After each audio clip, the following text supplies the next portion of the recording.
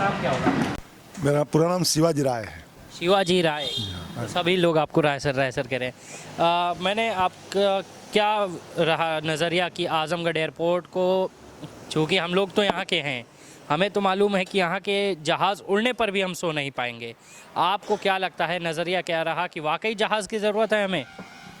सच तो है कि आजमगढ़ के लोगों को, आजमगढ़ की जनता को यहाँ रोजगार की ज़रूरत है। बिल्कुल।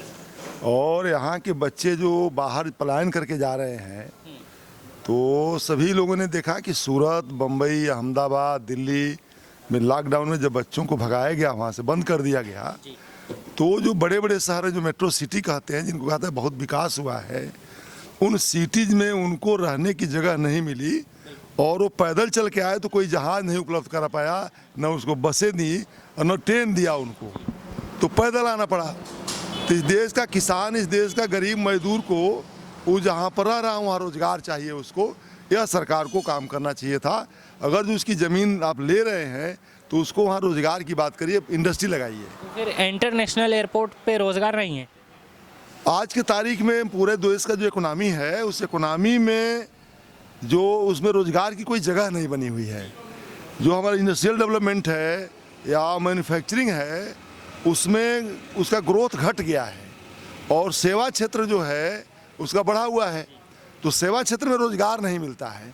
इसलिए अगर जो एयरपोर्ट बनाएंगे यहाँ पर, तो जो पहले से एयरपोर्ट भारत सरकार के हैं वो क्यों बेच रहे हैं, सवाल ये उठता है। सबसे बड़ा सवाल क्यों रहे हैं? अगर जो ये बहुत फायदेमंद होता और जनता के हित का होता, मानी जनता को लाभ मिलता उससे, तो नहीं बेचते। तो दूसरा एयरपोर्ट, इंटरनेशनल एयरपोर्ट बनाएंगे तो इंटरनेशनल एयरपोर्ट में कितना आवश्यकता है? एक तो है कि हाँ, बगल में बनारस एयरपोर्ट हमारा है, बगल में यहाँ से थोड़ी देर कुशीनगर एयरपोर्ट है, यहाँ बगल में ही गोरखपुर एयरपोर्ट है जो इंटरनेशनल एयरपोर्ट है, बगल में जो है बगल में लखनऊ एयरपोर्ट है, सुल्तान में अमेठी में भी एक एयरपोर्ट बना हुआ है अभी शुरू। बगल में जो है बनमौली एयरपोर्ट बना हुआ है। तो पूर्वांचल में एयरपोर्ट तो बहुत है। सवाल है कि गरीब और किसान का बेटा कितना उड़ के जाता है उस पर, ये सवाल है। क्या इलाका इतना धनी है? हमारी इकोनॉमी इतनी कमज़ोर है कि 2 रुपया पश्चिम वाले को मिलता है तो 1 रुपया पूर्व वाले को मिलता है। इतनी कमज़ोर इकोनॉमी जो पूर्वांचल की है, इसमें हमें रोज़गार की आवश्यकता था, मेरा रोज़गार बढ़े और मुझे पैसे मिले, ये ज़रूरत है। अगर जो आदमी के पास क्रय शक्ति नहीं होगा, वो बाज़ार में नहीं जाएगा या दुकान पर नहीं जाएगा, तो ट्रेन की यात्रा कैसे कर पाएगा, या वो एयरपोर्ट की यात्रा कैसे कर पाएगा, एयरलाइंस में कैसे चढ़ेगा? ये बड़ा सवाल है। तो यहाँ की गवर्नमेंट के लिए क्या सोचते हैं आप, जो इस तरीके का फैसला लाकर जनता पे थोप देती है? यहाँ की गवर्नमेंट जो है पेटी गवर्नमेंट हो चुकी है। किस प्रकार पेटी गवर्नमेंट? पेटी गवर्नमेंट यहाँ हो चुकी है। यहाँ की गवर्नमेंट नहीं रह गई है। ये मोदी और अमित शाह की थोपी हुई पूरी इकोनॉमी को, पॉलिसी को ये चला रही है। इसीलिए इस सरकार उनकी मर्जी पर है। ये सरकार को कहना चाहिए था कि हमारे यहाँ तुम फैक्ट्री की बात करो, हमारे यहाँ तुम जो है एयरपोर्ट की बात ना करो, लेकिन कह नहीं सकते हैं। अभी उन्होंने 2 दिन पहले बयान दिया कि 10 लाख करोड़ का इन्वेस्ट होगा। मैं पूछ रहा हूँ इस सरकार से, इस योगी जी से, कि उत्तर प्रदेश का बजट कितना है? अगर जो मेरी हैसियत 500 रुपये की है तो कोई 1000 कर्जा कैसे देगा मुझको? यह संभव नहीं है ना। तो मेरा बजट ही 4-5 लाख करोड़ का, 5 लाख करोड़ का है, तो 10 लाख करोड़ इन्वेस्ट कौन करेगा यहाँ पर आकर के?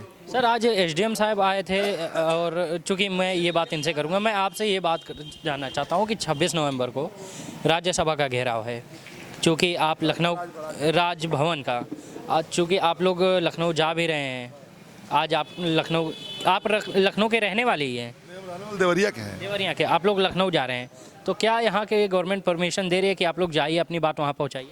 गवर्नमेंट जो है आने जाने पर रोक नहीं लगा सकती है। अगर जो प्रशासन ये कहता है कि आप नहीं जाएंगे तो ये लोकतंत्र की हत्या कर रहा है, क्योंकि आदमी कहीं भी जाएगा, अपनी इन्फॉर्मेशन देगा।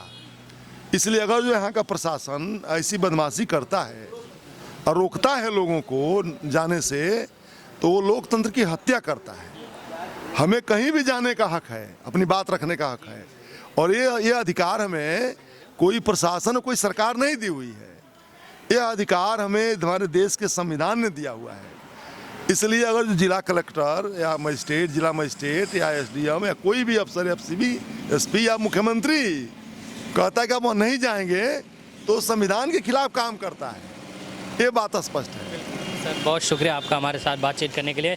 मैं थोड़ा राम नयन जी से भी बात करता हूँ, क्योंकि जिस आंदोलन को इस समय आजमगढ़ ने बहुत बुरी तरह घेर रखा है, ना यहाँ के लोग साथ दे रहे हैं, आजमगढ़ के कोई भी अलग लोग नहीं आ रहे।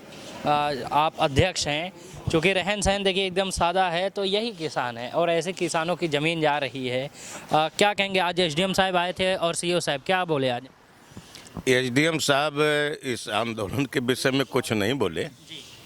वो सिर्फ इसलिए आए थे कि हम जो 26 नवंबर को राजभवन घेरने जा रहे हैं वो ना जाएं। उन्होंने यही कहा है कि धारा 144 लगी है, उसमें आप लोग ना जाएं। तो जैसा कि राज साहब ने कहा कि ना जाएं, तो सीधे से हुक्म दिया, और हुक्म जो होता है वो कोई भी संविधान के दायरे में नहीं आता। इसलिए हम यही कहना चाहते हैं कि जो उन्होंने कहा कि कितने लोग जाएंगे, तो हमने कहा भाई देखिए तैयारी तो इतने की थी, अब ठंड का मौसम है, उसमें से कुछ घट भी सकते हैं। तो उन्होंने कहा कि 1-2 लोग चले जाइए, अधिक ना जाइए। बात सुनने में ये भी आ रहा है कि दिनेश लाल यादव जी से कुछ बात हुई थी सांसद महोदय से, तो वो भी कुछ कह रहे थे कि नहीं जा रही है ज़मीन, आप लोग चिंता मत कीजिए, ऐसी कुछ बात सामने आ रही है। दिनेश लाल की जो बात आ रही है सब उल्टे आ रही है। जैसा कि उन्होंने एक बार कहीं मीटिंग किया था तो कहा था कि आजमगढ़ वाले बेवकूफ़ हैं, दूसरी मीटिंग किया तो उसने कहा आजमगढ़ वाले मूर्ख हैं। अभी 1 हफ्ता पहले उसने एक बयान दिया है कि आजमगढ़ वाले बड़े बदमाश हैं, इनको मनबढ़ है, इनको या तो ऊपर भेजो या तो भीतर भेजो, और अब नहीं मानते हैं तो इनके घुटने को पंचर कर दो। तो ये फिल्मी दुनिया का आदमी अमरीश पुरी की भाषा बोलता है, लगता है कोई सांसद नहीं बल्कि फिल्मों में डायलॉग बोल रहा है। तो उसको ये नहीं पता है कि रियल ज़िंदगी और बनावटी ज़िंदगी में कितना फ़र्क होता है। तो चूँकि राजनीति में उसको तो कभी देखा नहीं गया था और ना ही वो था कभी, मेरे समझ से कि उसके ख़ानदान में भी कोई राजनीति में नहीं रहा होगा। इसलिए राजनीति को क्या कहते हैं और एक सांसद की क्या गरिमा होती है, क्या वजन होता है, इसका उसे ज्ञान ही नहीं है। जब ज्ञान ही उसको नहीं है तो क्या बोलेगा। हाँ, जो उसने कहा कि आजमगढ़ वाले मूर्ख हैं, बेवकूफ़ है, अगर हम मूर्ख और बेवकूफ़ ना होते तो उसको हम काहे के लिए सांसद चुनते? मतलब हम हैं, इसका मतलब कि हम बेवकूफ़ हैं तभी ना उसको सांसद चुने। ऐसे लोगों को सांसद चुना जो हमें ही उल्टा कह रहा। यही तो बात हुई कि लोगों ने सोचा कि ये किसान का लड़का है, जाएगा तो किसानों के दर्द को समझेगा, मजदूरों के दर्द को समझेगा और इनकी बात को वहाँ पर उठाएगा मजबूती से। लेकिन पता ये चला कि जब हमने, अब तो नहीं कहना चाहिए, लेकिन ये तो वो निकल गया कि जिसको हम ये कहते हैं कि मादा निकल गया। अबे बस ज़िंदगी का उसके आखिरी सांसदी चुनाव, उसके बाद उसको होना नहीं है। आगे हमारा किसान आंदोलन जो है इस वक्त चल रहा है, आज 43 दिन हो गए लगभग, क्या आगे होने वाला है? कुछ टिप्पणी? ऐसा है कि आंदोलन तो हमारा चलेगा अनवरत, जब तक हमें लिखित रूप से ये ना मिल जाए कि हम आप लोगों की ज़मीन को नहीं लेंगे, या साफ तौर से पूरा लिखित ज़बानी पर हमें विश्वास नहीं है, क्योंकि यह शासन और यह प्रशासन की ज़बान की कोई कीमत नहीं है।